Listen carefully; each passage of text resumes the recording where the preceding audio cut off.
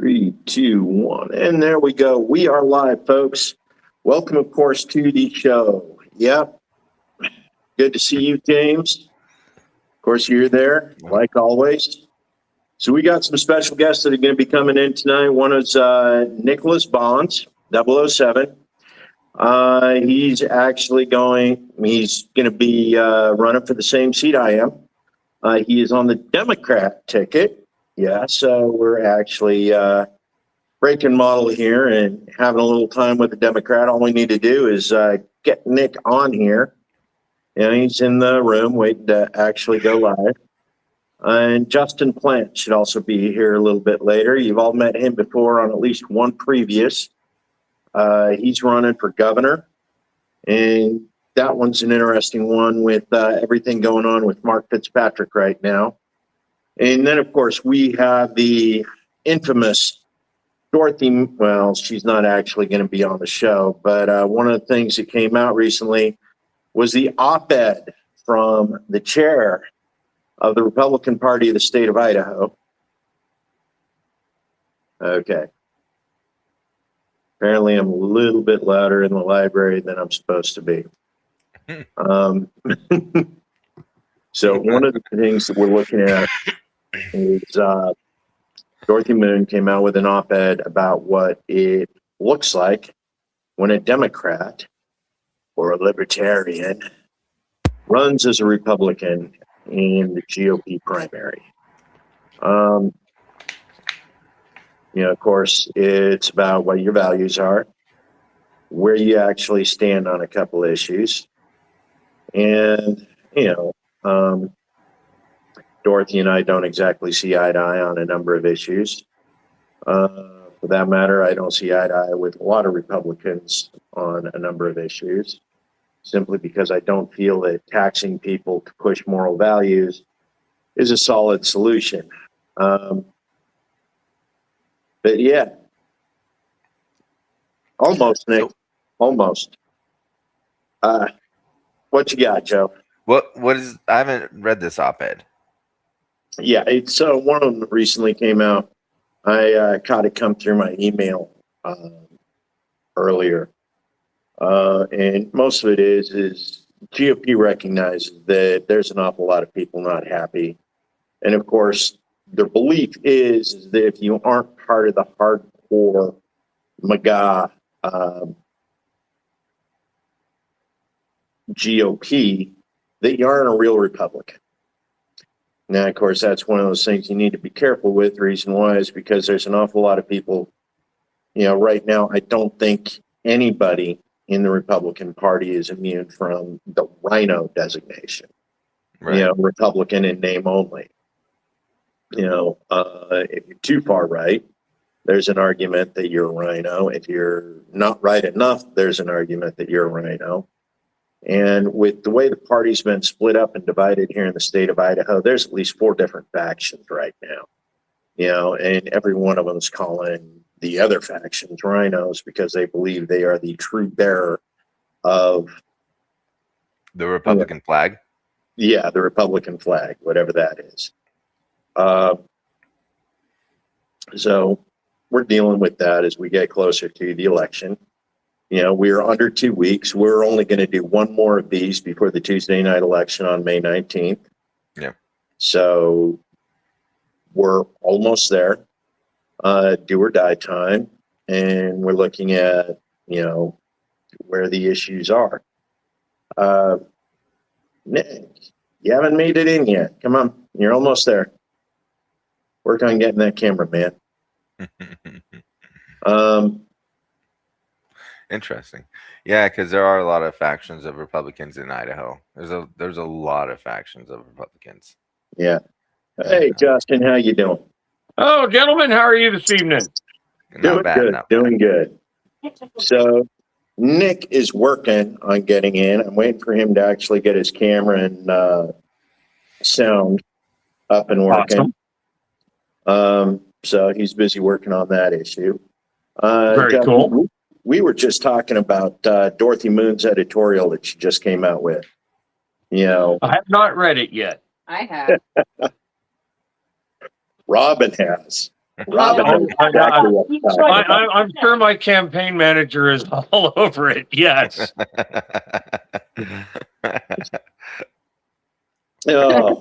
But, of course, Dorothy's of the opinion that anybody who is in her brand of GOP is a rhino. Yes. And of course, they went through that 2 years ago when, Tom Luna tried to vie for the chair of the Republican Party. And you also saw an awful lot of other individuals step in and try and run for a number of offices. Okay. Trying to stay quiet here because let me shift around so I'm not screaming outside. Rest of the group. There we go. Okay. So 2 years ago, they ran through a big to-do, a whole bunch of everything that was going on. One group was trying to restore a certain sense of ability to the party. Another group was just trying to maintain control of it. And it really sort of got ugly with the back and forth between the two groups. And now we're in this situation. And it's ironic because the people who have chosen to run this year aren't part of the establishment. Okay. Everybody that is running this year that is not an incumbent is anti-establishment. We're not part of the party machine. None of us had previous roles within the party. All of us just decided, you know what, there needs to be an option. Joe, Andy, all 70 challenging Brad Little for the gubernatorial seat. Well, 17 of you actually. When you step back and take a look at it, there were not an awful lot of Republicans outside of the incumbents that decided to run. So the only choice right now is complete outsiders. And of course, those people who are part of the machine, who are waiting their turn, so to speak. Where have we heard that before? Oh, yeah.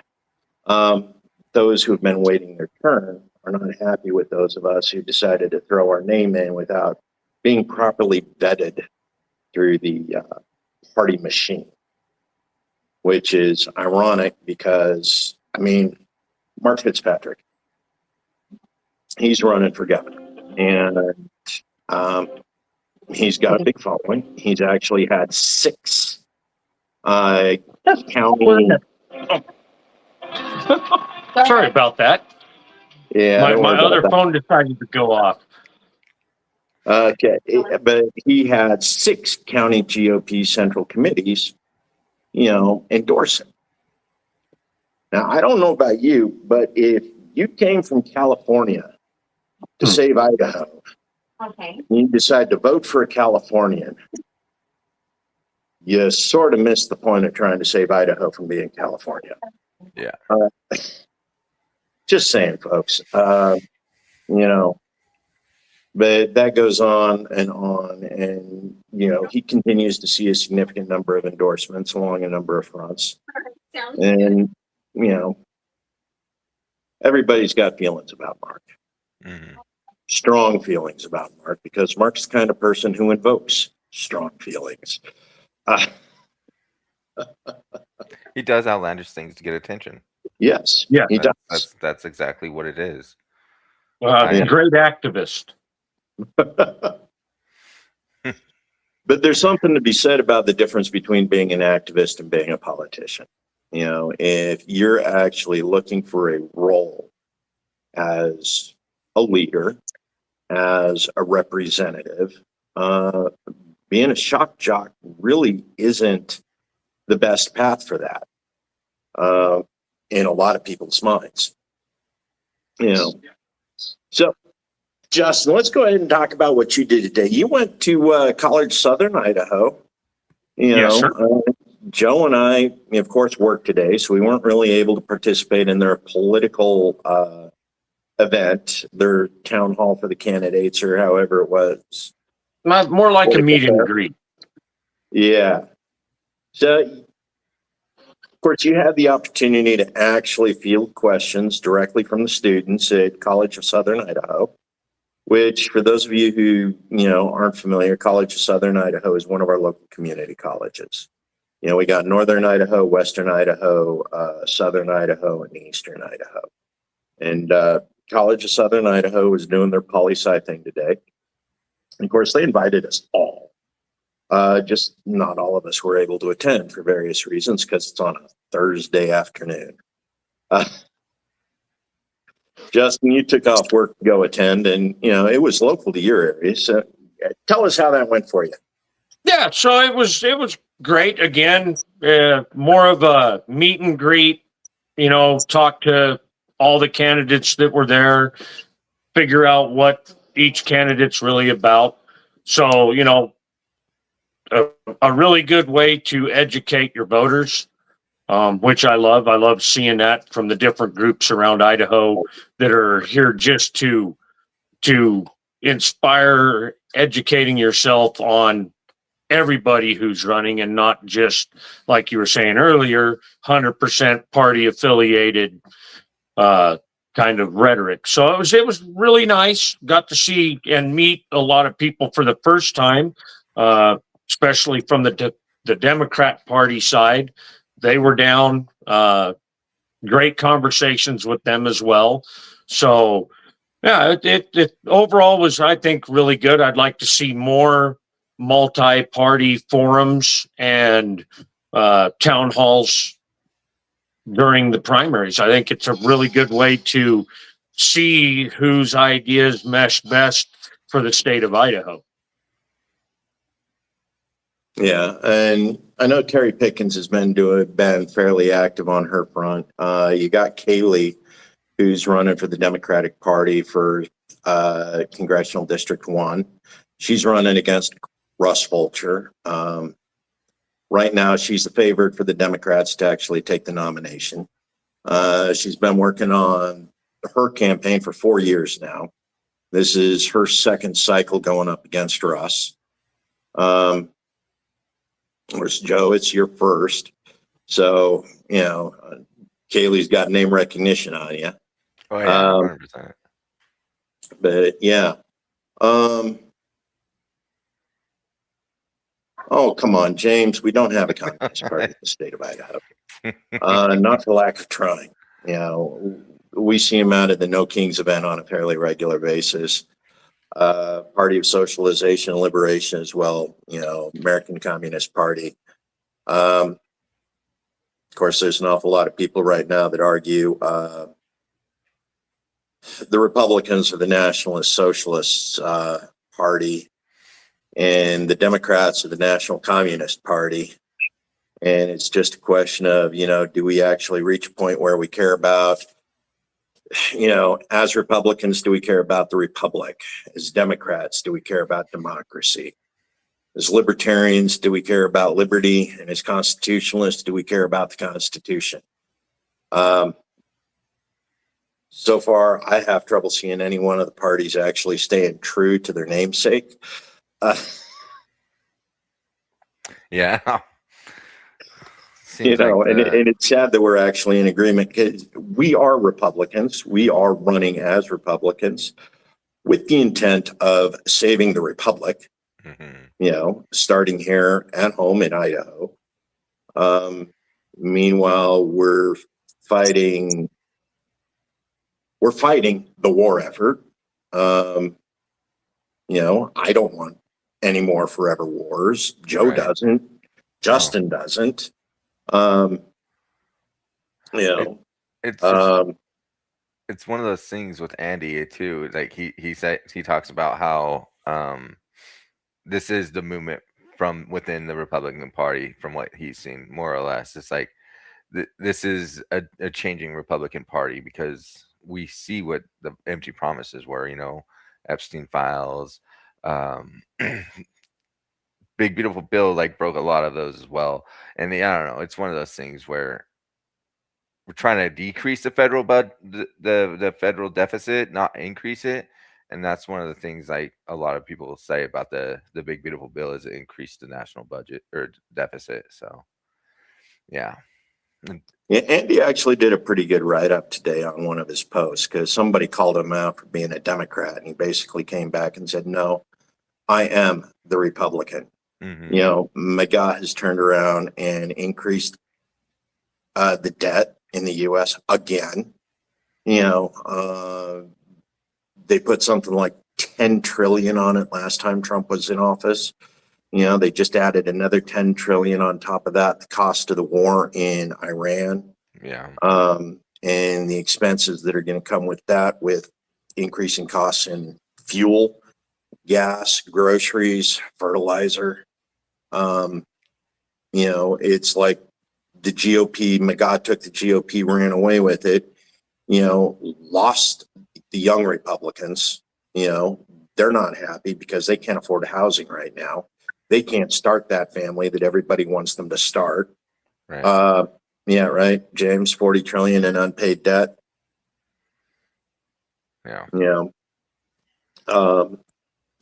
know, so it's like he's right. As young Americans, as young Idahoans, how do you look at what the GOP has done in just the first 2 years of the Trump administration and say, yes, my future is set. Mm-hmm. You know, I'm guaranteed success. You can't. You know, Justin, housing.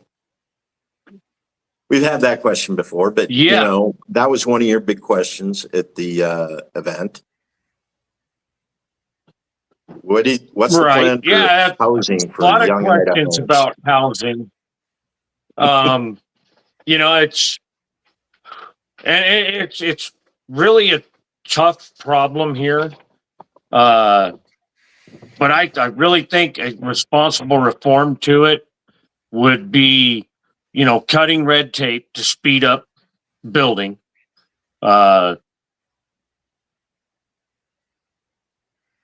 Using our underutilized state lands effectively, contrive through the cities and counties that they're in, you know, expanding that for housing on like old landfills, stuff like that, places where people aren't wanting to go camping and fishing.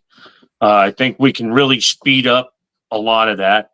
Another big issue is like big corporate conglomerates buying up rentals and then raising the rates, where really I think if we keep that more localized and, you know, tax those big corporations a little more, it would level the playing field a whole lot more. And then like for our homeless, we just really need to expand our shelters and, you know, impose work requirements on anybody that's able-bodied so they can, you know, get some help, a hand up instead of a handout. Prioritizing a lot of your mental health and, you know, getting them off drugs and rehabilitated into a line of work, which rolls right into being able to deport more of our illegal alien force in our agriculture by supplementing able-bodied citizens to work and learn a career, because there's more to a dairy than just milking cows. I worked a lot of dairies when I graduated from CSI, building free stalls, maintaining equipment, working on manure spreaders. I mean, you learn chain, you learn drives, hydraulics. There's just so much good knowledge you can learn on the farm that I think we're losing to you know, illegal immigrants. And one of the big problems on that side of it, which all kind of ties together in my plan, is having the responsibility to use the people we have who need a way to stay out of jail by, one, learning skills that you can use at a job and not, you know, revert back to drugs because you feel hopeless. So it's kind of my plan. I really think cutting the red tape, speeding up building permits, and building on underutilized land opens it up. And then, keeping like big things like BlackRock and big corporate owners of housing, keep it limited to Idaho people, or tax them and let them fix our roads. Yeah. So one of the things we talk about when we look at housing issues, especially with regards to the homeless population, we've seen a recent big push to criminalize homelessness. And it's one of those things where it's like, you're too poor to buy a house.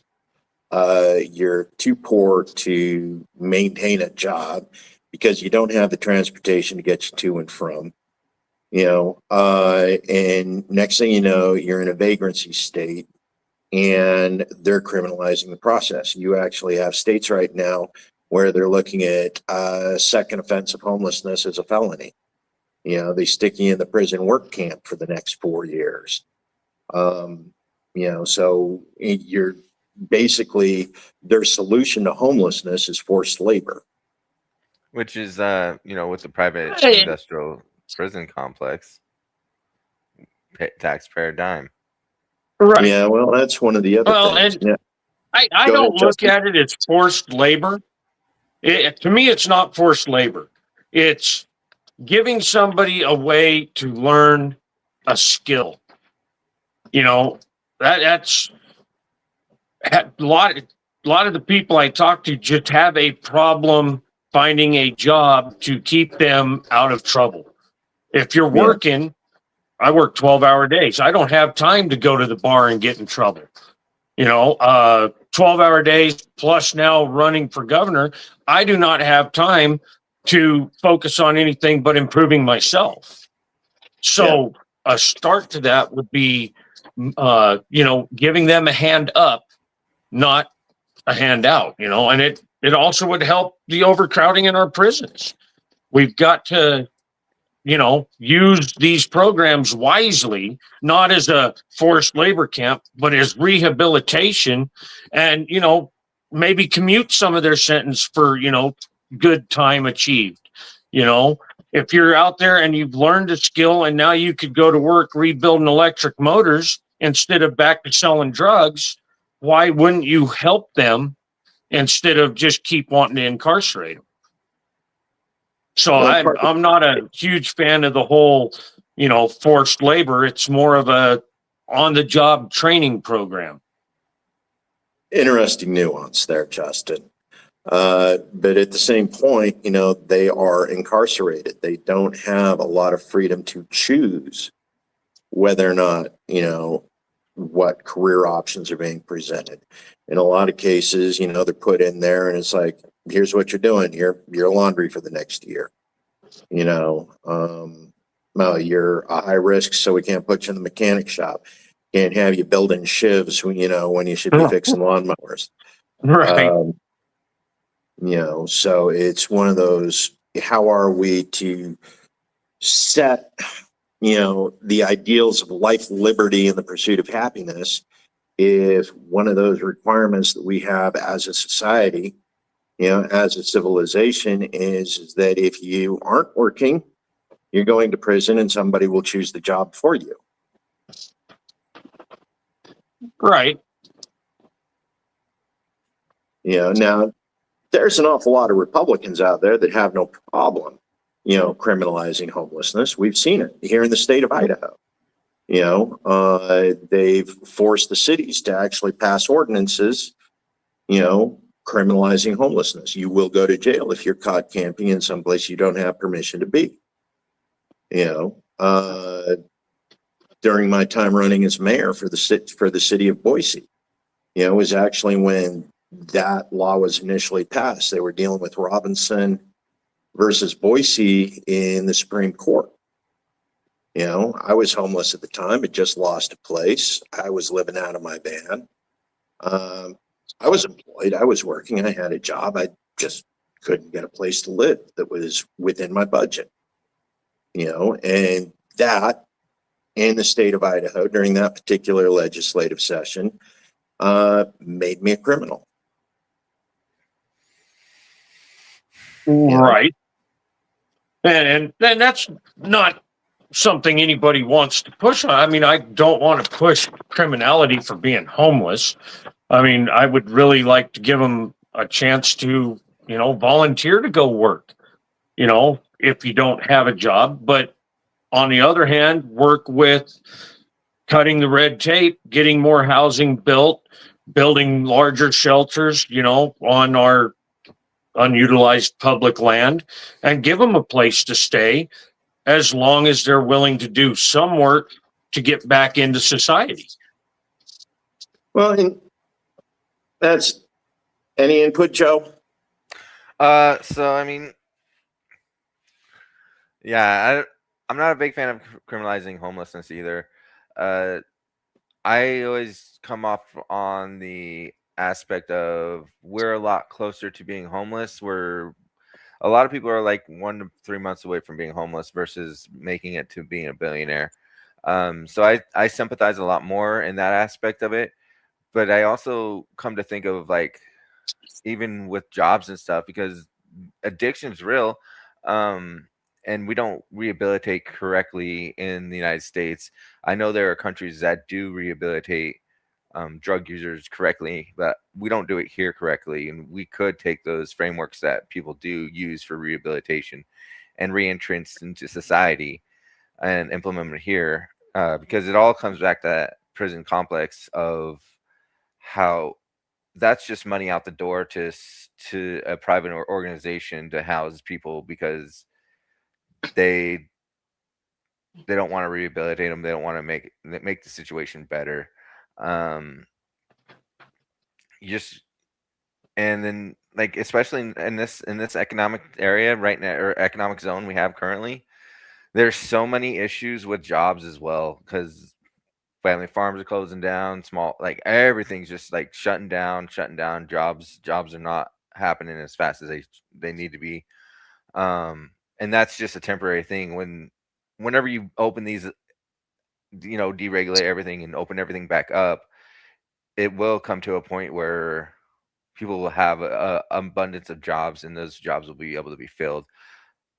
But it really comes back to like, I don't think we should criminalize homelessness. I don't think we should criminalize a lot of things. But addiction is a real thing, and there are ways that we can rehabilitate people. I don't see that we're doing anything to better the situation at all. And that's what I'd like to see, at least some progress to better the situation, instead of just this continually, dig to the bottom, I guess, of like how bad can we make it for people before we're, I'd love to be able to say that not the majority of people aren't 3 months away from being homeless. I'd like to have, like you were talking about, a hand up. I think that everybody in the world needs a little bit of a hand up Right. at this Yeah. point. Yeah. And not so much, sorry to cut you off, Justin, but go ahead. Not so much in a way of like a handout either, but like showing people that there's a better way, or keeping as much weight, because I feel like there's a lot of weight from above, like on us in our continual daily life, and that really pushes and just relieves some of that weight. Come on, like there have been policies implemented for the last 100 years to push weight down on us. Let's just ease some of that weight back off us. And I think we as a society would be in a much better spot. So like one of the things that we're dealing here with in the state of Idaho is right now we don't have enough beds in prisons. Our low security risks are being shipped out to Arizona and certain other for-profit prisons, simply because we're already at, 10, 11,000 prisoners, felons in the state of Idaho for the 8,000 beds that we're actually currently have. So we're housing people in county, we're housing people in out-of-state prisons. And again, back to the whole idea of rehabilitation, we got this idea that we're going to send low-risk people to prisons out of state where they don't have immediate access to family because their family's still here in Idaho. They're now in Arizona, which is now, a 12-hour trip. It's a $300 plane ride, maybe $1,000 before the end of this month. So it's like the ability of family to be there to sort them through their prison sentence, especially the way they are continuing to set up for-profit arrangements where the cost of a call to a prisoner, it makes our old long-distance phone bills look pathetic, by, minor in comparison. So we're stripping these people of their support network. And these are the people that can be rehabilitated. These are the people that will get out and be part of the community if they're rehabilitated properly. And instead we're using a process where they're continually stuck in prison. They don't have the support. They continue to deteriorate through the trauma when it comes time for their review. They're stuck in there for a little bit longer because they're profitable to somebody. They're more profitable in prison to somebody than actually out on the environment. Not to us, not to the taxpayer, because us as the taxpayer, we're continuing to support and pay that bill. But there's somebody who wants them in prison because we're paying the bill. Mm-hmm. Right. And like my stepson's father is out of state in a prison, got chipped out. That was back in 2012. So he's been out of state that long. His kids are struggling here to even find housing. So how do they afford to go visit him or, even just say hi for his birthday? Like you said, the phone calls are astronomical.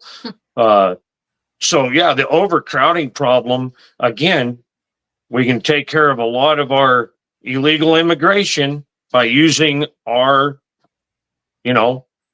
not violent offenders to fill jobs out of prison, supervised, but they're not in prison. So it'd be a transition from our current system to a new system with better treatment, better opportunities, and rehabilitation over incarceration. Right. So one of the things is we're looking across the nation right now. We're seeing a new wave of tough on crime. It's not really tough on crime. It's tough on homelessness. It's tough on addiction. It's tough on, human trauma. It's not enough that the kids have been traumatized. We're going to re-traumatize them until they're so traumatized they will never be able to be untraumatized. We'll never be able to heal those layers of PTSD, and complex PTSD that develops when you're stuck in the poverty prison cycle, so, and we're continuing to see a puritanical drive towards more prisons rather than, hey, let's create jobs that actually work for these people. Right. You're right. These people aren't necessarily the socially competent individuals you can put in customer service, which seems to be the only job that we have these days. I'm working as a customer service rep. Joe's working as a customer service rep. It may be over the phones, but we got to be nice to people. How many layers of trauma you go through actually allow you to be nice to people on a daily basis. It's getting harder and harder for me every day. Right. And even looking at it, like I said, I'm a mechanic, so I have face-to-face conversations with operators and assistants every day. Mm-hmm. And when it's an issue like stepping on a photo eye that controls their pre-feeder just because they wanted to take a shortcut across the line, it does make it hard for a guy to, still want to be civil, especially when it's the third time in one day. So yeah, that being able to be civil even when the fight is on, is very important. Yeah. But how do you teach people to be civil when you're keeping them in a cycle of trauma. And that's it. And I think a lot of it comes back to the nuclear family. Yeah. I mean, I would not be the man I am without the family unit I grew up with. You know, grandparents close, aunts and uncles close, dad and mom working together to try to give us kids a better life. And, you know, having that support as a kid. Granted, it was a lot of work. We had a small farm that, you know, dad had a job too. Mom had a job. A lot of it fell to us kids when we were small to learn the value of hard work so that your animals didn't die. I mean, if I decided to go home and take a nap instead of water the animals, you know, that's a life and death situation I grew up in every day. So, you know, learning that was, something important that I grew up with that's just stuck with me forever. Right. Learning to be a good steward of the family resources. Right. You know, that's something that, you know, you need to be trained on. It's not something that is as automatic as an awful lot of us like to think. You know, modern urban life has trained that out of a lot of us these days. Our ability to be part of a team, part of a organization, you know, and like one of the things you talk about is the nuclear family. So one of the biggest misnomers I've always seen when talking the utility of the nuclear family, mom, dad, 2 kids, that's family unit. You can pick them up, move them anywhere, and they'll be able to survive. Yeah, I see a nod in there, Justin. You know better. You know, mom and dad and 2 kids can't do it on their own. They need the extended family. And that's like part of my point. You know, I had my grandparents there. I had my uncles there, aunts, cousins. It was almost like our own little community where I grew up, and helping each other out. It's something that just was ingrained in me. My grandfather and his brothers and, you know, oh heck, what do you call it? Like my aunts and uncles, people that married into the family, they actually started the first fire department in Franktown, out of his mechanic garage. So leading by example, I mean, leading by example in a community where family's that important, just it changes a person for their life. And we really need to figure out how we can get back to that, even with the urban growth that we have. I mean, I understand I'll probably never own another ranch. I probably will never get that opportunity or the money to get ahead to do that. But I can take what little I have and teach my kids the value of hard work. We go camping. We love to go camping. We always make sure we bring extra bags of garbage out with us. You know, it's to me, it was teaching my kids that core value that make them as good of members in society as they are. So trying to, you know, lead by example is a huge thing in my opinion, you know. So if you don't have everything, you can still lead by showing them the importance of community togetherness and working together to try to keep our state clean. Yeah. You and Mike could get along real good. Yeah. Hey, David, how you doing? So David says hi. So one of the things that you look at with extended family, you know, because the nuclear family isn't enough. You know, there was a window of like 20 years where that was actually possible. You know, sometime between 1955 and 1975. That window was like a golden age for that particular type of family growth, for the ability of the family to pick up and go away, because a single income family was capable of making things happen. But before that and after that, it was extended family. You didn't make it if you weren't part of an extended family. If you didn't have the support of your brothers, your sisters, your mother, your father, your grandparents, you know, the people that helped raise you, you know, someone to watch the kids while you're at work. someone to take care of the little things while, you put in the time.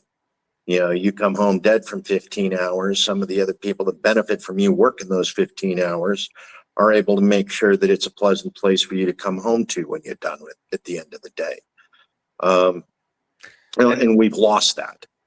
And the idea is right now we got families out there, people, my senior, your senior, who look at it and go, why aren't your kids out of the house yet? Have you seen the prices of housing? There's a reason my kids are staying home if I can help it. They're going to be here until they're 30. They'll have kids of their own before they leave. If I need to, I'll put another story on the house. There you go. If I can. Go back to old Walton, on Walton Mountain. Have 4 generations living in the same house. Which is one of those things we talk about immigrants so often. A lot of the refugees, it's not a nuclear family living in those houses and those properties. They got 3-4 generations, and it goes clear out to the cousins sleeping in the same room. That's how they make it. It's not a 1-income family. It's not even a 2-income. It's a 10-income family. And most of them are working out of the same, delivery restaurant, right, or farm or deli restaurant. They all go to work at the same time. They all come home at the same time. The kids are doing their homework at a table in the corner. And it's like somehow we lost that drive as Americans. We look at it in the immigrants and we applaud it, but it's like our ability is like, no, I was born here. I deserve better. I deserved it. No, you got to work for it. You still got to earn it. Yeah. Yeah. And I think that's one of the things that we also got lost in is this idea of who pays for what we want. When it comes down to personal responsibility, who pays for what we want? As Republicans, we say, I pay for it. I'm responsible for the things I want. I go out, I earn it. Rugged individualism. But at the same time is you're part of a team. Now the question is as a family, do you come together and make things happen for your family, for your tribe, for your people?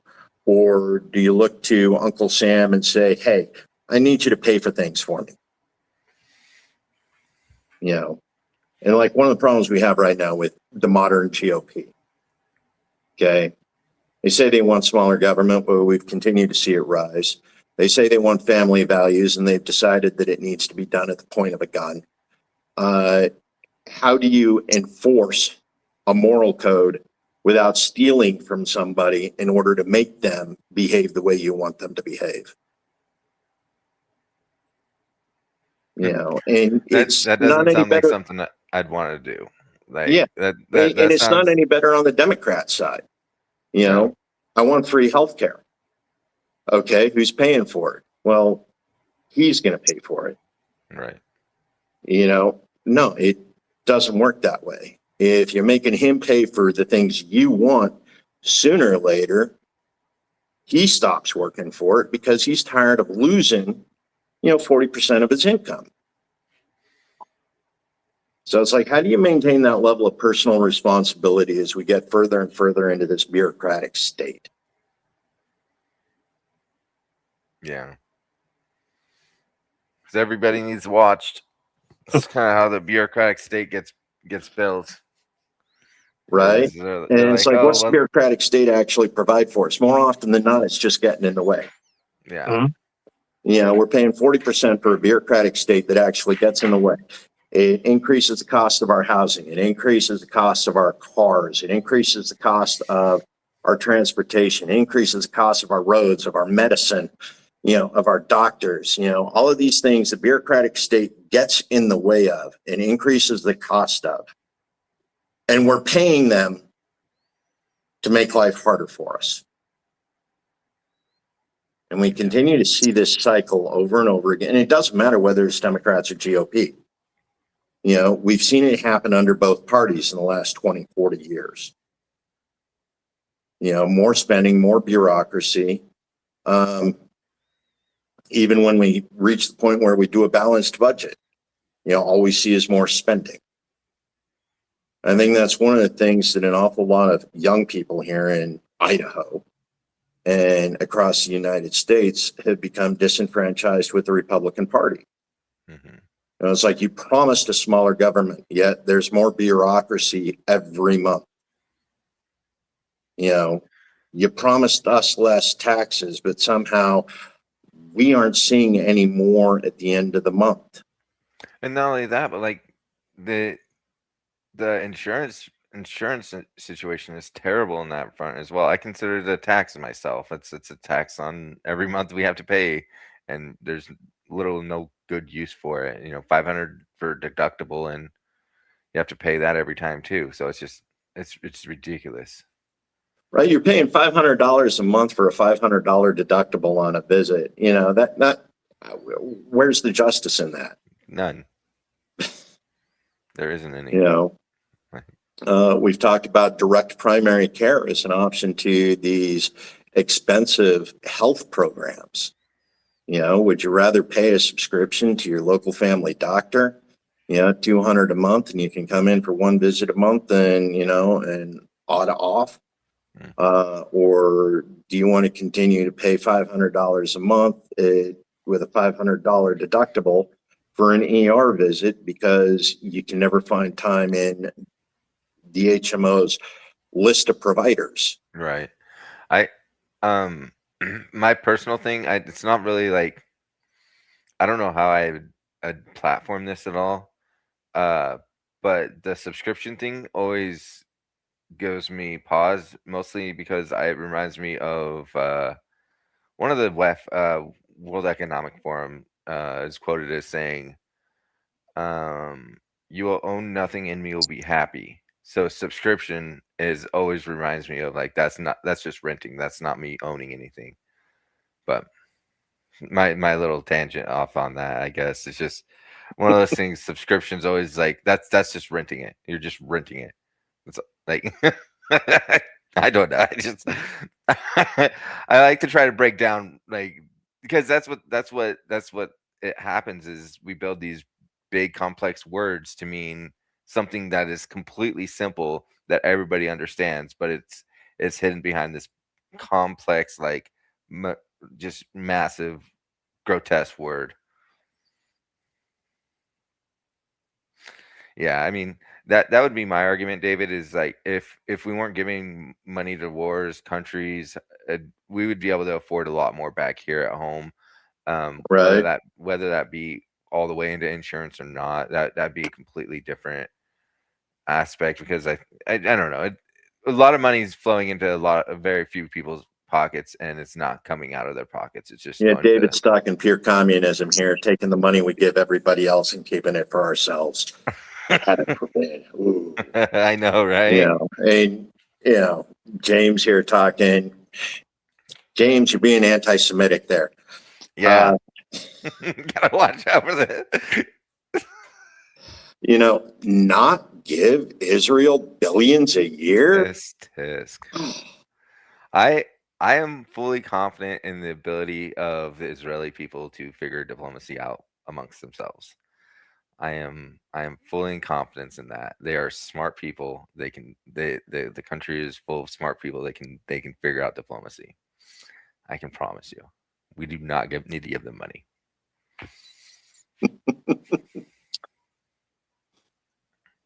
But yeah. So what else did you learn at CSI earlier today, Justin? A lot of questions on like how you would work with the other party, which to me is easy. I'm pretty much in the middle anyways, it seems anymore, as kind of the old style Republican. Talking to them is pretty easy. I don't bring a lot of fancy ideologies with me. I'm more of an analytics guy. Let's just find the problems that are in our budgets and all the entities and just work to fix that. Once we get the main problems fixed, which are huge: housing, water, roads, schools. Once all that is solidified and we're making better budget decisions, we can move on to the little things that fire people up. I think the big problem is we get too hung up on the hot topic buzzword stuff and not really stay focused on the major problems that affect my life every day, your life every day. You know, roads. I hate driving on our roads out here. I drive an old beat up truck. It doesn't need any more beat up. So, you know, getting those budgets back in line and cutting fat and building to a stronger future with more transparency and making sure our money's going where it belongs. And then we can start talking about who deserves to get married. If you want that discussion, that's great. I think everybody should have the right to life, liberty, and the pursuit of happiness. So, trying to discourage somebody from wanting to be monogamous and be in a relationship, to me, is way back door of getting our education fixed so that our kids have a future that's competitive in the job market. So I just see so many huge problems that aren't the hot topic. So I really feel being more analytic and really focusing on the job at hand, it makes it easy to communicate with both sides. Because I only want to hear how it's going to help everybody in this state. So, and I'd imagine that's kind of how it should be. If you're running for office, you're supposed to serve the public and not yourself. So I don't know. That's kind of my take on it. And it's a question I'm asked quite a bit. And it seems like I can communicate with everybody pretty well. Because again, I don't get all riled up if somebody wants to start talking about their ideology, you know, be it what flags flying over the Capitol. Let's fix the roads. You know, let's fix our schools. Let's you want to dig into what I usually talk about when they say about the flag over the Capitol, free speech. What about the anti-BDS laws on the book? We in here in Idaho, we have anti-boycott, divest, and sanction laws that say that if you're trying to get a contract with the Idaho government and it's over 100K, you cannot be boycotting, divesting, or sanctioning Israel. You have to put them in the it's preventing people from being looked at as like a job contract for the state if they don't agree that they'll look at products from Israel, essentially, or preference. Well, it's one of those things they talk about, you know, money is speech. You know, if you're dictating how we spend our money, if we're going to be seen as favorable within certain state regulations, you know, you are infringing upon speech. Mm-hmm. You know, how anti-BDS legislation ever made it through the Supreme Court, you know, is beyond me. I don't know whether it's just because it won't be nobody's challenged it yet, you know, but it's like Citizens United. Money is speech. You can spend as much as you want in order to fund a campaign. But here we are, we have legislators that say, you know, you can't spend your business money the way, you know, if you're not, you know, buying 10% of your product from Israel, you know, you can't have a state contract. You know, it's like we're reaching that point right now where, you know, it's not bad enough that they tax us for 30 to 40% of our wages and income. You know, now they mandate where we spend our money, how we spend our money. You know, you got to pay for insurance. We've set up an arrangement where you got to buy renter's insurance, you got to buy car insurance, you got to buy health insurance. You know, and these are mandates. If you don't, you know, if you don't buy insurance, you know, and that's one of those things you start looking at the cost of living for, somebody who's a resident of the state of Idaho versus somebody who comes in and works illegally. They're not paying insurance. They're not paying taxes. They're not paying for their hospital visits. They get free health care on that ER visit. Yeah, James, we've lost already. If we don't change something around immediately, we're gone. We're done for as a nation, as a civilization. Yeah. We need to get back to our constitutional roots, which is we take responsibility for ourselves and our own actions. We set up a government that allows people to be responsible for themselves, in a way that they can afford to be responsible for themselves. And I think that's a lot of what we want to do. 40% of our income, for every $5 the federal government brings in, it spends $7, of which 3,003 of that, leaves the United States for good, for something or other. Whether it's combat operations in Syria, Afghanistan, Iraq, or even Iran now, to foreign aid, nation building. We're looking at how much do we spend, and we've already talked about the billions to Israel, the billions to Ukraine, and all of this is just a perpetuation of forever wars. And it's like, we've seen that the money doesn't even go there. Right. We're told it's going to Ukraine, but somehow it ends up in a politician's son's pocket. Mm-hmm. How much did Biden Jr., how much did he suck out of Ukraine? Oh, I have no idea. The thing is he wasn't even the only one. Right. They're all doing it, though. John Kerry's son was sitting on that same board. Yeah, exactly. It's not one of them. It's all of them. They're all corrupt. They're all pulling from the money. They're just so disassociated from the people, the American people, that they think that they're okay doing this.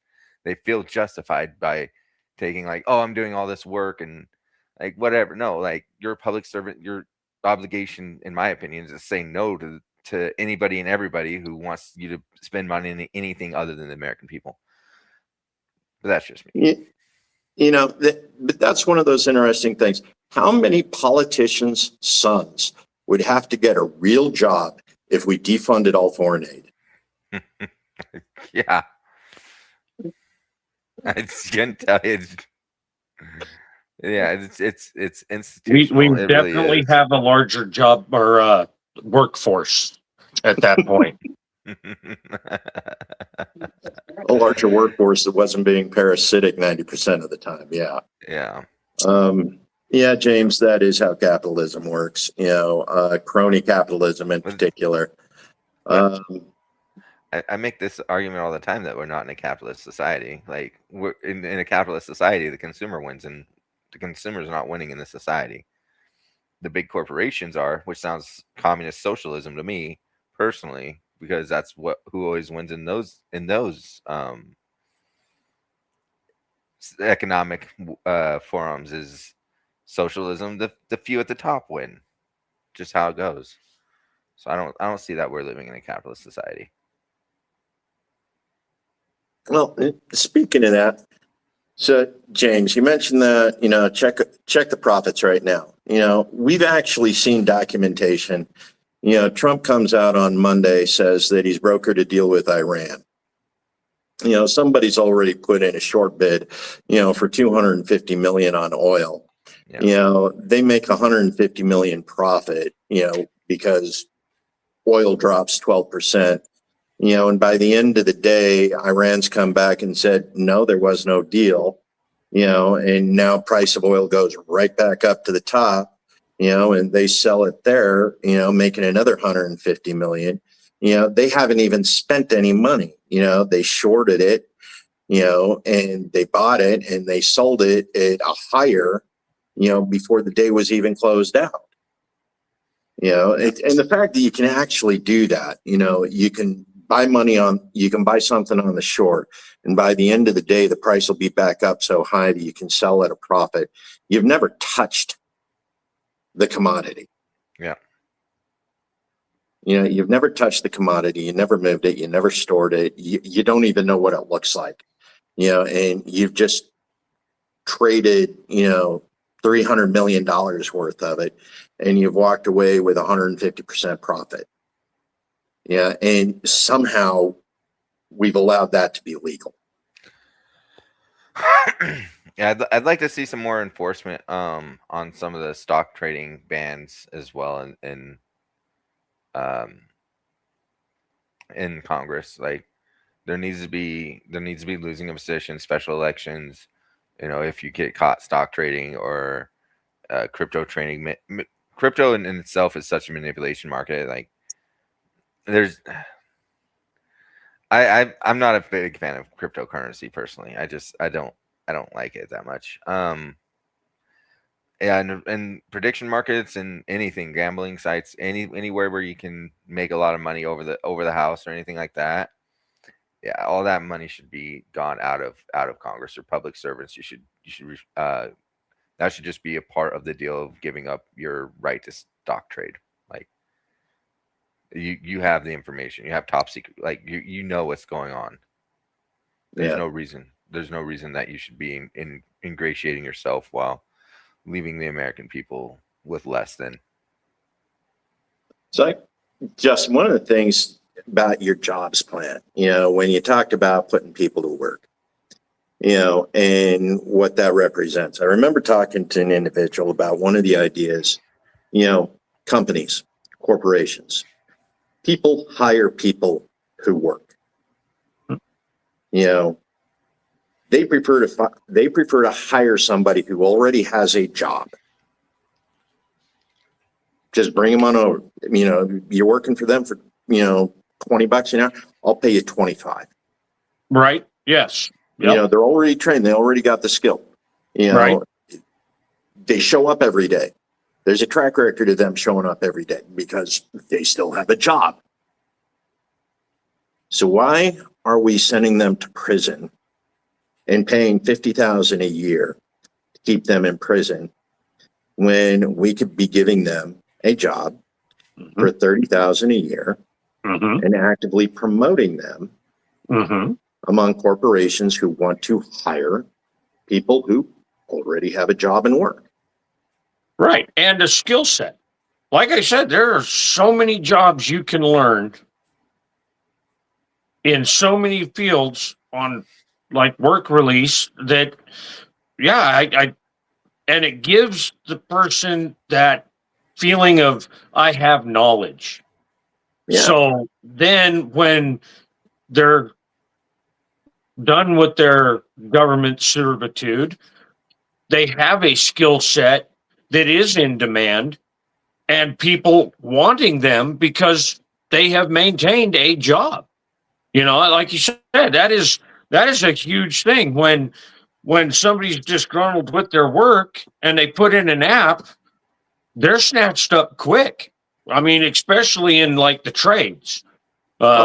We can't hire enough mechanics because then the next place offers them that little bit more. So, and I've always said, you know, there isn't a year that goes by that I don't at least put in 2 apps somewhere, you know, just so that I can improve my own quality of life, which improves my family's quality of life by looking for a better job. You know, being happy where I work is what I am.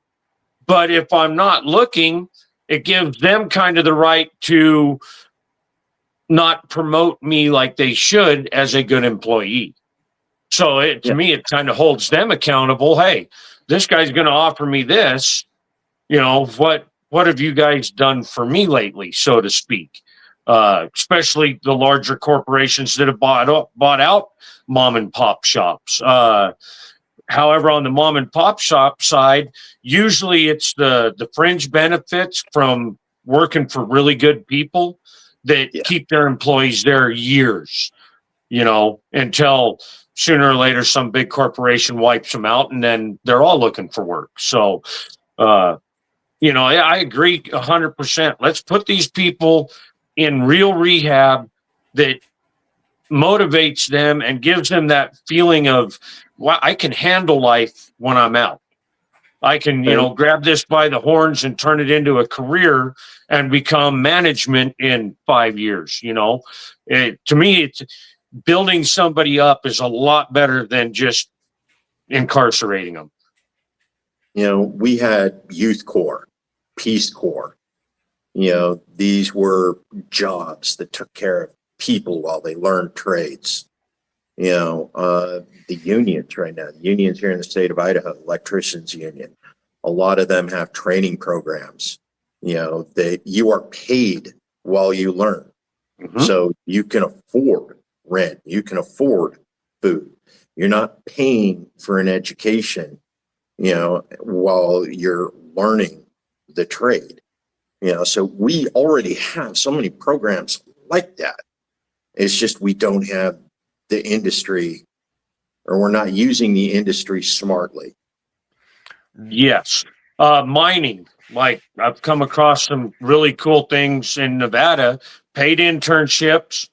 You get out of high school, you go to work for them, and they train you in underground electronics, underground electrician, underground mechanic, pit mine mechanic. They actually pay you to learn that trade and give you a way into those trades. Another one I found is for boat manufacturing in San Francisco. It's the only paid internship in the U.S. for boats. Boat repair, like ground up, they teach you hull maintenance, they teach you electronics, you go through everything, and then the last little bit of it, you specialize in motors or electronics or, rigging, whatever. So I found a lot more of that in other countries, Norway, Sweden. They have a lot more kind of that vested interest in building your next generation of mechanics and tradesmen, building them up instead of, why don't you go to school and pay a couple $100,000 for 2 years and then try to, recoup your losses when there's no job market. So, and that's one of the things that we're doing with our tech students these days. We say we want a college degree. We want a bachelor's degree in information technology, computer science. They go in, they spend $50 to $100,000, getting an education, and then they hire somebody from India with a 2-year degree. And it's a 2-year degree that the Indian government paid said individual. So the person that they're replacing, doesn't even have skin in the game. We got kids with $100,000 in debt and an education that's being sold out from under them because somebody, who may or may not be qualified, filled out the right checks on a block on an immigration form. Yeah, and that to me comes back to the billionaires or wealth extractors. Like, that's what they do. They extract the wealth. H-1Bs, getting those benefits. You get, like, they're doing it at the lowest cost they can and charging more for it and pocketing the profits, obviously. So it's one of those things, like, man, it's so frustrating because we do need to put tighter restrictions on, like, H-1Bs or brain draining other countries and having them here in America, which, in my opinion, I think is probably happening anyways, especially with, like, the gold card visas and stuff like that. But it's hard to say which H-1Bs are actually coming in now. Yeah. Well, gentlemen, it has been an honor. We are over an hour now. Great conversation. I really, and of course, I think this is our best viewership. We've been up to over 30, live viewers as we've been going on with this. That's our best so far, Joe. It's awesome. It's growing. I like it. Yeah. You gotta start somewhere. We got one more of these next week before the election. The election is Tuesday, May 19th. all of us are Republican candidates. We will be on the Republican ballot in the primaries. Of course, Justin's running for governor. He'll be up against 7 other people on that list. Yeah. Tells you Joe, something right there. I don't think I've ever seen that many people run for one position like governor. So yeah, right? it's a statement in my opinion. It is a statement. It's a huge statement. And, just the sheer, ineptitude of the gubernatorial races that we've, seen over the last several years. Yeah. He has been so bad at his job that 7 people felt they could take it from him. Is just one of those things. And some of the people, we've seen some of the people who have applied for the position, again, strong feelings about them one way or another. But it's across the whole board. Joe has 3 people in his race on the Republican ballot. I got 4 on mine. Surprisingly, the rest of the executive branch, the lieutenant governor, the comptroller, the treasurer, even school, superintendent of schools, none of them had any competition. Nobody signed up for those jobs. They looked at the governor and went, I can take it from him. And again, if you feel you have a very strong plan, you're not going to be able to implement it as easy from any lower seat than the governorship. So, again, top down, bottom up kind of rebuild. I really think that's one of the reasons so many of us shot for the governor is you've got to get that drive from the top to get us back in line. Yeah. So Justin, where can people find out more about you and your plan? You can find everything in my plan at idahoansfirst.com. My plan is an open book, and it is a book about 130 pages now, I think, of plan and reform and opinion. So it's all out there. It's a pretty good read. It's written from a mechanic standpoint, so it's not a whole lot of big words and fancy, section 1, article 5. It's really kind of set up as a repair manual for our government. And I encourage everybody to at least look at it and hold whoever wins accountable with it.